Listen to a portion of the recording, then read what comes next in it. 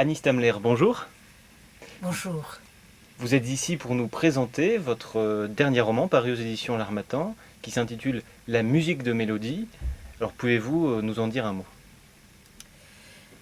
Oui, alors, donc il s'agit d'un roman qui a pour titre La musique de mélodie.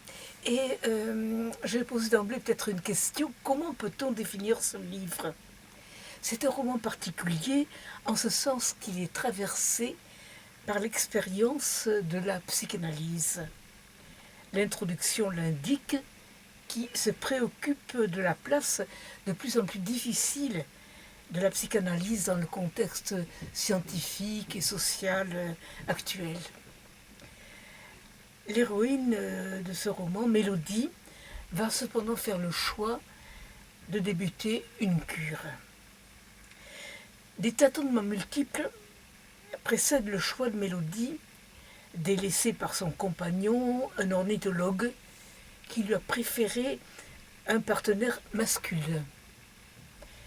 Il faudra la suggestion de son médecin généraliste face à des malaises réitérés, sans support organique, posant la question: n'est-ce pas psychologique?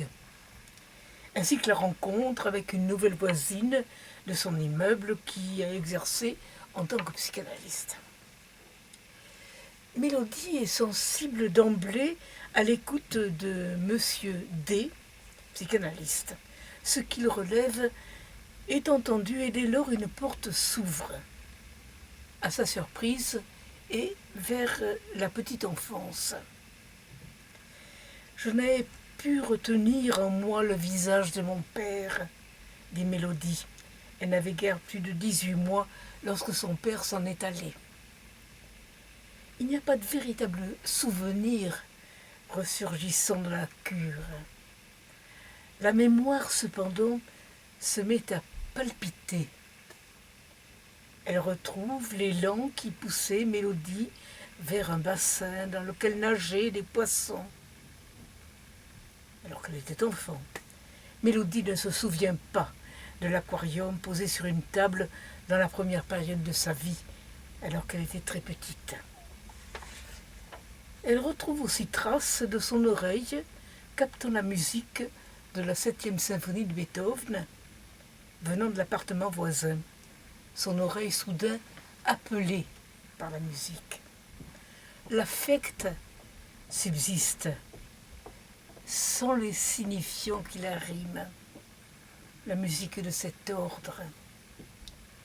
Des liens peuvent s'établir entre, par exemple, la survenue d'un malaise alors qu'elle était adolescente et le son d'un violoncelle se mettant à jouer une suite de Bach. Un malaise vagal, avait dit le médecin. La médecine traite le symptôme, avec efficacité d'ailleurs. Elle ignore les liens. Lui revient aussi l'histoire du jumeau imaginaire, entre guillemets, vivant au loin aux États-Unis, là où son père d'ailleurs s'en est allé.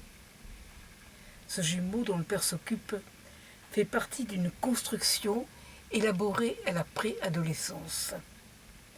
L'amour d'un père vis-à-vis de son enfant permettait, sans que Mélodie en soit consciente, de reprendre pied, de vivre sa vie quotidienne.